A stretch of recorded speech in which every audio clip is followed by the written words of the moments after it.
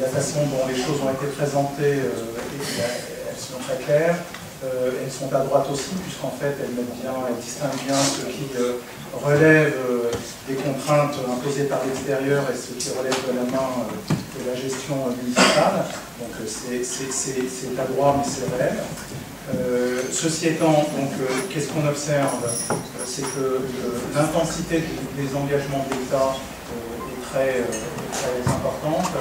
Et elle est à un niveau qui remet en cause en fait le modèle de financement tel que les villes le connaissaient avant. Et ça touche, disons, la FIC de plein fouet, c'est incontestable.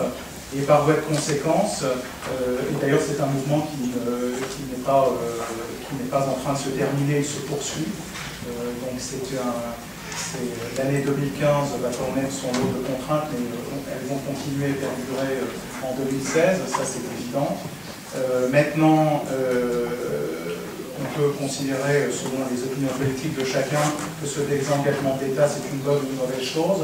Dans tous les cas, il est très intense et il remet en cause le modèle financier et le modèle de financement de la ville.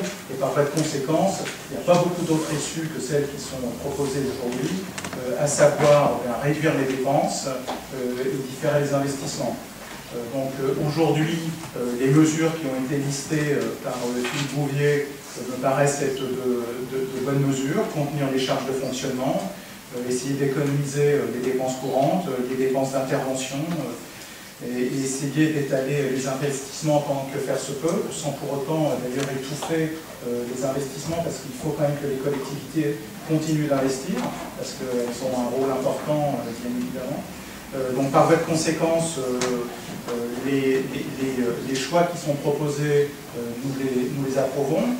Ceci étant, il va falloir les mettre en œuvre. Et ce qui est difficile, c'est que non seulement je parlais de l'intensité du désengagement de l'État, mais c'est aussi la rapidité avec laquelle l'État se désengage, ce qui fait qu'on ne laisse pas beaucoup de temps en fait aux collectivités territoriales pour se retourner. Et quand on sait que quand on parle de modèle touché, ça nécessite du temps pour se réajuster et trouver les bonnes voies et moyens pour s'ajuster et repartir.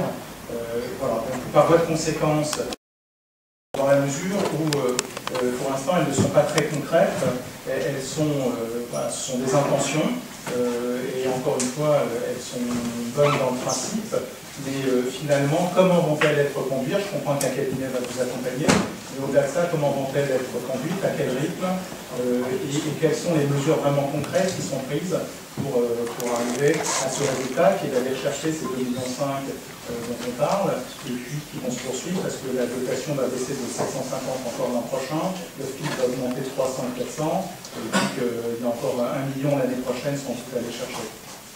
Merci, je vais prendre les questions parce que ça mérite une explication globale.